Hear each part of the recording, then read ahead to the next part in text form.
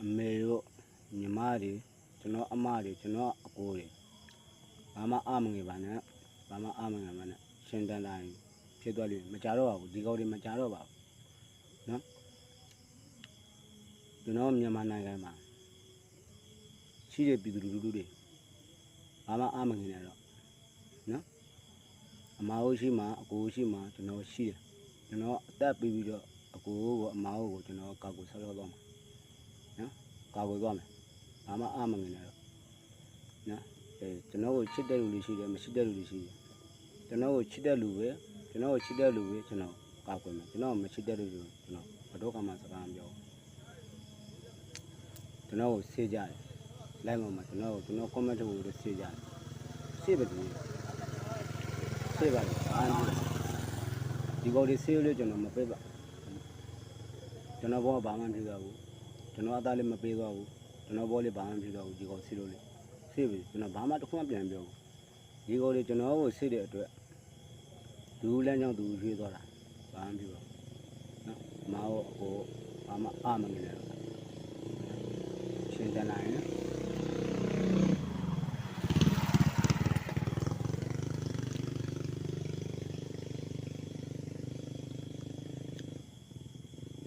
ခုရက်ပဲမှာခဏလေးတော့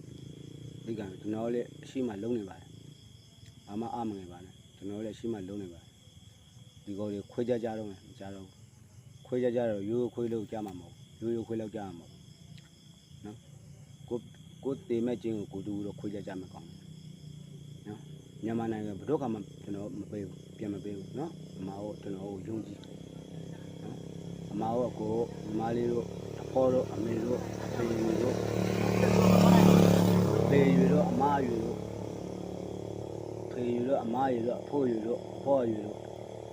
နော်ဘာမှအမငယ်ပါနဲ့ကျွန်တော်ရှိပါတယ်နော်ကျွန်တော်မကြောက်ရင်ကျွန်တော်မြန်မာနိုင်ငံပြန်ရမှာပါဘာမှအမငယ်ပါနဲ့နော်ကျွန်တော်ရခိုင်သားတယောက်ဖြစ်တယ်ပါလေကျွန်တော်ရခိုင်သားတယောက်ဖြစ်တယ်နိုင်ငံကိုချစ်တယ်ကုလူမျိုးကိုလည်းချစ်တယ်ဒါပေမဲ့ကုလူမျိုးကိုချစ်တယ်ဆိုကုလူမျိုးတွေကတစ္ဆာဖောင်းနေတာကုလူမျိုးတွေကတစ္ဆာဖောင်းနေတာအဲ့လိုတစ္ဆာဖောင်းတဲ့ကောင်မျိုးတွေကိုကျွန်တော်လေဘယ်တော့မှငင်းချမ်းအေးချမ်းလေးနေထိုင်ဖို့ကျွန်တော်မပေးချင်ဘူး